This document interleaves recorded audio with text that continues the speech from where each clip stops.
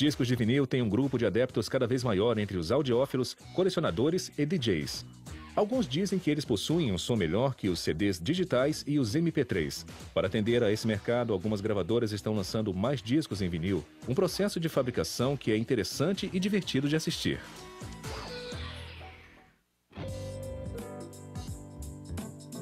A primeira etapa é cortar uma matriz. Este disco plano é feito de alumínio e será a base da matriz. A superfície tem uma textura arenosa inicialmente, mas eles a lixam e dão polimento para alisá-lo. Eles colocam os discos de alumínio em uma esteira, que vão levá-los para um dispositivo para revesti-los com uma camada de laca. O disco entra no aparelho de revestir. Laca nitrocelulose, uma substância semelhante a esmalte de unhas, é aplicada a partir de uma abertura longa e fina, formando um véu ou cortina. Quando o disco passa pela cortina, ele é coberto com a laca. Rolos com raspadeiras removem o excesso. O excesso de laca que eles coletam é reutilizado. A laca começa a secar imediatamente. Os solventes evaporam e a laca endurece, tendo um acabamento que lembra esmalte para unhas. Mas como em qualquer serviço de manicure, muitas vezes há falhas. Nesta estação de inspeção, as duas funcionárias examinam cada disco revestido procurando buracos, ressaltos ou sujeira. Mesmo a menor imperfeição não será tolerada. Por isso, o índice de rejeição é alto, uns 50%. Eles reciclam os rejeitados. Elas protegem as bordas dos discos aprovados com uma fita de plástico. Isso evita que os discos esfreguem uns nos outros durante o empilhamento, danificando o acabamento.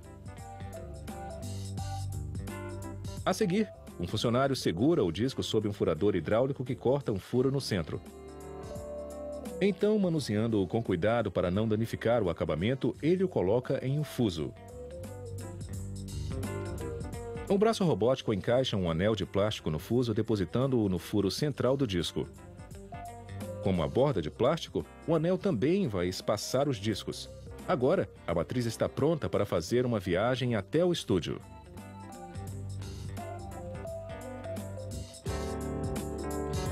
O disco de laca está prestes a ser cortado. O engenheiro o coloca na máquina de gravação chamada de torno. Ele remove o plástico protetor da borda.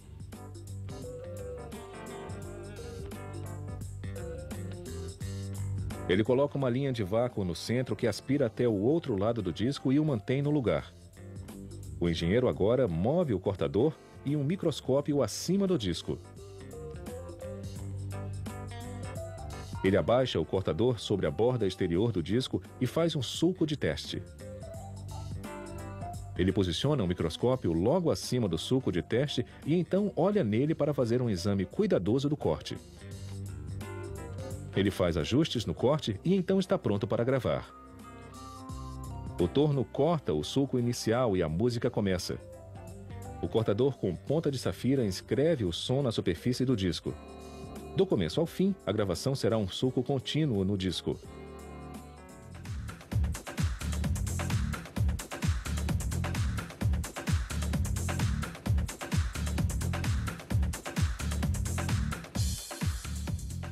Um computador monitora o corte e ajusta o espaçamento entre os sulcos quando necessário. Um pouco de vácuo aspira os restos enquanto o cortador entalha o sulco. Alguns acreditam que esse som é mais caloroso e possui mais profundidade que as gravações digitais, mas fazer a música caber em um disco analógico pode ser desafiador. Para reproduzir o baixo, o cortador precisa fazer sulcos grandes e largos que ocupam muito espaço.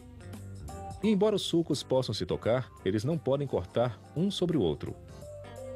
No final da gravação, o cortador levanta e a matriz está pronta para a inspeção.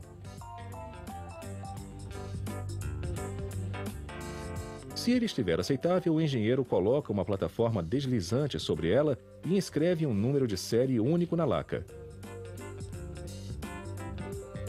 Logo, essa matriz será usada para fazer mais discos.